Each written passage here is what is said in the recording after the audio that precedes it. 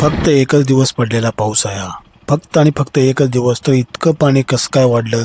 हे आहे डिग्रजच्या कृष्णाकाठच्या ओढ्याला आलेला पूर. ओढ्याला आलेला पूरच म्हणावं लागेल, कारण की पावसाचं पाणी इतक्या वर आलंय की नदीतून पाणी पूर्ण ओढा तुंबलेला आहे. आणि या ठिकाणी तुम्ही पाहू शकता की या ठिकाणी पाणी थांबल्यावर लोक गाडी धुवायचा प्रयत्न करतात. इथे बोर्ड आहे, सावधान पुलावरनं पाणी वाहत असताना बोर्ड देखील पडलेला आहे, कारण की पाण्यामुळे तो खचलेला आहे.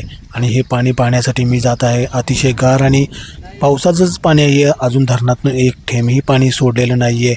आणि या ठिकाणी तुम्हाला दिसेल की या पाण्यामध्ये मी जाऊन आलेलो आहे. आणि या झाडावर मी तुम्हाला दाखवण्याचा प्रयत्न करत आहे की मुंग्यांची इथे कशी रांग लागली आहे बघा. तर इथे जे चौकोनी काळा गट्टे दिसतात, हे काळे गट्टे मुंग्यांचे आहेत. आणि याच्या पुढे इथे डांब आहे, त्या डांबावर तर पूर्णपणे गट्टा मुंग्यांचा भरलेला आहे. या ठिकाणी तुम्हाला दिसेल की पूर्ण गट्टा होगा, काळा गट्टा आहे हा. एक डांब पांढरा आहे पण एक डांब काळा पूर्ण दिसतोय. हा मुंग्याने भरलेला गट्टा आहे पूर्णपणे. बाजूलाच श्री लक्ष्मी मंदिर आहे ओढ्यातील. याच मंदिराचा यात्रेचा भाग तुम्ही पाहिला असालच. आणि याच्या शेवटी मी दाखवणार आहे की हेच पाणी एका दिवसात पूर्णपणे कसं उतरून गेलं, हे या भागाच्या शेवटी आहेच.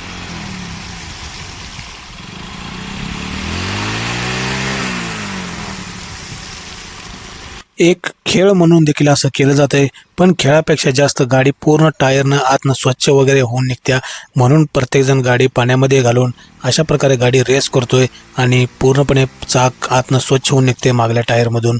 तर हे भाग अशा प्रकारे आहेत. आणि या ठिकाणी 2 व्यक्ती आहेत. या पुराच्या पाण्यात पलीकडे देखील लोक गाड्या धुवायला लागलेत, भरपूर लोक. आणि 2 व्यक्ती तर डायरेक्ट कपडे काढून पाण्यामध्येच उतरलेले आहेत. कारण की अशा प्रकारे पाणी वर्षातून एकदाच येते, तेही डिग्रजच्या कृष्णाकाठी ओढ्यात. त्यामुळे पहा, मासे पकडणाऱ्या लोकांची देखील तिथे रेलचेल झालेली आहे, म्हणजे गर्दी झालेली आहे. मासे पकडणारे लोक देखील तिथं आलेले आहेत. आणि हे ओढ्यातलं लक्ष्मी मंदिर.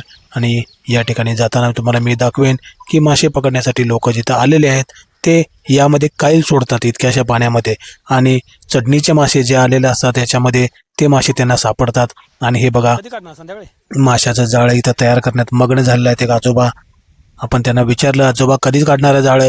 आजोबा म्हटले, तासाभरात जाळं आम्ही लगेच काढणारच आहे. त्या ठिकाणी पाण्यामध्ये जाळं लावलेलं आहे. ओढ्यावरलं पाणी पाहून नदीवर चाललो आम्ही, कारण नदीवर काय घडले विशेष हे पाहण्यासाठी. सोबत गाडीवर तुमची वहिनी देखील आहे.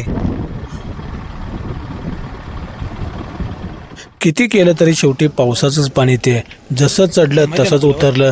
पण उतरल्यावर आता जरा उसंत दिली पावसाने, त्यामुळे पाणी उतरलं आहे. पण पक्ष्यांचा थवा हा सर्व सैराभैरा इकडे तिकडे फिरायला लागला आहे, कारण त्यांची अंडी आणि पिल्ली ही सर्वपणे वाहून गेली. या ठिकाणी तुम्हाला दिसेल की पक्षी बघा कशा आकाशात सैराभैरा हिरायला आहेत, कारण की सर्वत्र फिरायला आहेत ते. शिवाय पुलाच्या खालून देखील जात आहेत. तर पुलाच्या खाली मी तुम्हाला दाखवेन की कुठेपर्यंत पाणी येऊन गेलेलं आहे. आणि त्याच्या जरा असं खाली आलं असतं तर पक्षी वाचले असते. फक्त 3 फूट खाली पाहिजे होतं, पण 3 फूट खाली नसल्यामुळे पक्ष्याची अंडी आणि पक्ष्याची पिल्ली ही वाहून गेली आणि पक्षी सैराभैरा सर्वत्र फिरायला लागले. या 10-15 वर्षात पहिल्यांदाच असं झालं की पावसाच्या पाण्यामुळे पक्ष्यांची अंडी आणि पिल्ली वाहून गेली. नाहीतर पुराच्या पाण्यात तर जात होती. धरणातून जेव्हा पाणी सोडते तेव्हा पाणी भरपूर येतं, पण यावेळी धरणातून एक थेंबही न सोडला आणि फक्त पावसाचंच पाणी इतक्या वर आलं. त्यामुळे आज हे नुकसान झालं पक्ष्यांचं. आणि अशा प्रकारे कोणाचंही कुठल्या पक्ष्यांचं म्हणा किंवा कोणाचंही कोणत्याही प्रकारे नुकसान व्हायला नको ही अपेक्षा आहे. पण शेवटी निसर्गाच्या रौद्र रूपासमोर कोणाचंही चालत नाही. एक होडी ही प्रॅक्टिस करत आहे, कारण की आता पाणी जसं वाढेल तसे होड्यांच्या शर्तीही सुरू होतात. त्यामुळे पक्ष्याची घरटी वाहून गेली लागा. अरे पक्षीची अंडी पिल्ली गेली वाहून. शाळकरी मुलं आहेत ती. पक्ष्यांचं जेव्हा घडलं त्यांना त्यांच्या बाबतीत काही नाही. त्यांना काय फक्त पाणी वाढलं की मजा वाटते एवढंच आहे फक्त त्यांना. पण आपल्याला माहित होतं की पुलाखाली पक्ष्यांची असंख्य अशी घरटी होती. पण पावसामुळे ती या पुराच्या पाण्यामुळे, पुराचं पाणी म्हणजे पावसाचंच पाणी हे फक्त, तर ते त्याच्यामुळे वाहून गेले. आणि होडी इथूनच टर्न घेणार, कारण की पुलाच्या खालून अजून होडीला जाता येत नाही. डोक्याला तटण्याची वगैरे शक्यता आहे, कारण की पाणी अजून देखील पुलाला बऱ्यापैकी घासून जात आहे. पण हे पाणी थोडंसं कमी आलं असतं तर निश्चितच चांगलं झालं असतं, पण पाणी हे जास्त आलं. आणि पावसाने यावेळी पुणे, मुंबई या ठिकाणी जो हैदोस घातला आणि कृष्णा, कोयना या नद्यांना पावसाचाच पूर आला. पाणी जरी खाली गेली ते खालचा ठोकळा मोकळा झाला. तुम्हाला मी मोबाईल पुढे घेऊन पाण्याच्या पुलाच्या थोडं खाली दाखवायचा प्रयत्न करतो की हा जो ठोकळा आहे या ठिकाणी तुम्हाला दिसेल.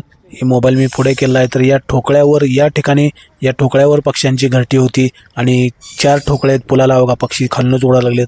4 ठोकळे तर 4 ठोकळ्यावर मिळून भरपूर पिल्ली आणि हे होती, पण सध्या ती वाहून गेलेले आहेत. पाणी फक्त 3-4 फूट कमी आलं असतं तरी देखील चाललं असतं, पण नेमकं ते जास्त आलं आणि पक्ष्याची ही घंटी वाहून गेली. आता हा भाग मित्रांनो पूर्ण झालेला आहे. डिग्रजच्या कृष्णाकिनारी वेगवेगळ्या प्रकारचे भाग येत असतात आणि आपले मित्र देखील आहेत. हे कसबे डिग्रजचे आपले मित्र आहेत. तर डिग्रजच्या कृष्णाकाठचे या लागते पोहायला असं म्हणत आहेत, सर्वांना ते सांगत आहेत.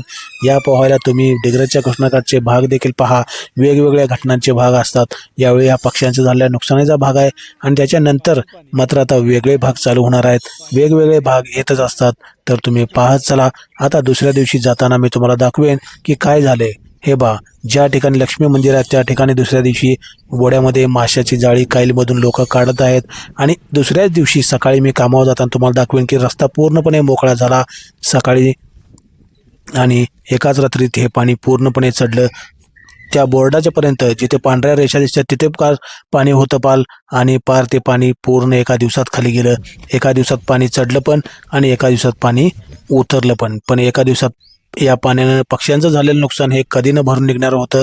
आता पुन्हा पाहू डिग्रजच्या कृष्णाकिनारी पुन्हा पाऊस वाढतोय का आणि पुन्हा पूर येतोय का. जर पूर आला, नदीतनं धरणातनं पाणी सोडलं नदीला तर पूर येईलच आणि पूर आला तर पुराचे भाग देखील टाकू, नाहीतर मग आपले रेग्युलरचे जनरल भाग आहेतच. चला, डिग्रजचा कृष्णाकाठ खुश राहा, पाहत चला, पोहत चला.